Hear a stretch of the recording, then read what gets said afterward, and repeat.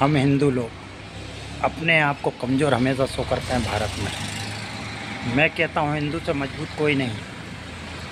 अगर बाबर ने मस्जिद बनाई थी मंदिर को तोड़ के, उस समय भी हिंदू ने अपने आप को कमज़ोर शो किया था। अगर उस समय भी मजबूती से खड़ा होता तो बाबर की हिम्मत नहीं होती। गिने चुने 10 आदमी मिलके आपको शो को मारते हैं। ऐसा कैसे हो सकता है भारत में?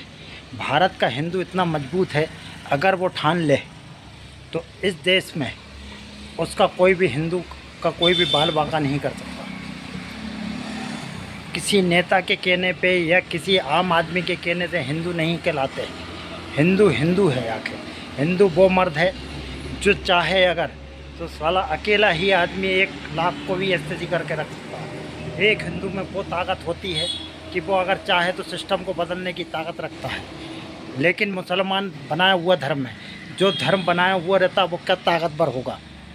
हिंदू वो धर्म है जो बना हुआ नहीं है, वो सनातनी कहलाता है। सनातनी धर्म का मतलब होता जब से जन्म लेते हैं तब से धर्म का निर्माण हो जाता है। जब हमने जन्म लिया हिंदू समाज में, अगर तो हिंदू से बढ़कर कोई ताकत नहीं। हिंदू वो महत्वपूर्ण ताकत है जिसे अभी आपको जगाने के लिए हम जैसे लोगों से जुड़ना ही पड़ेगा। और आपको अगर ये चीज़ें अच्छी लगती हैं तो इन वीडियो को शेयर करें, ताकि ना हिंदू के दिल तक बात ये पहुँचे। और मुसलमान की तारीफ़ें बंद करना बंद करो, उनमें कोई एकता नहीं होती, केवल भय बनाते हैं। भय आप हिंदू लोगों को ही सिर्फ डराते हैं, क्योंकि हिंदू में कमजोरियां बहुत हैं।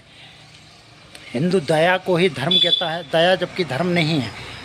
आप दया जब तक ही करो जब तक किसी चीज़ के ऊपर आपको प्रेम है। लेकिन अगर कोई प्रेम नहीं आपका मानता है तो उसके ऊपर दया करना गंवारी है। आज भारत में जो स्थिति बनी हुई है वो अपने कारण बनी हुई है। अगर आप आज भी नहीं जाग सकते हो तो भारत को खुद अपने पैरों पर कुल्हाड़ी मार रहे हो आप। हिंदू वो चीज़ है कि जिसे आप सिर्फ समझो। किसी के कहने से हिंदू क्यों बनते हो? आप खुद हिंदू हो तो हिंदू बनो। स्वयं की रक्षा करोगे तब आपकी रक्षा होगी। आप अपने घर में ऐसे बंदों को क्यों बिठालते हो जो आपके ही घर की एहतसी करने के लिए तैयार? मुसलमान को आप गले अगर लगाते हैं तो कल आपको ही आपके घर में धोखा मिलेगा। अगर आप उसे दूर से ही जयराम जी की रखेंगे तो आपकी वो सुरक्षा होगी जो आप चाहते हैं, लेकिन वो आपके घर में कभी कुछ नहीं कर पाएगा।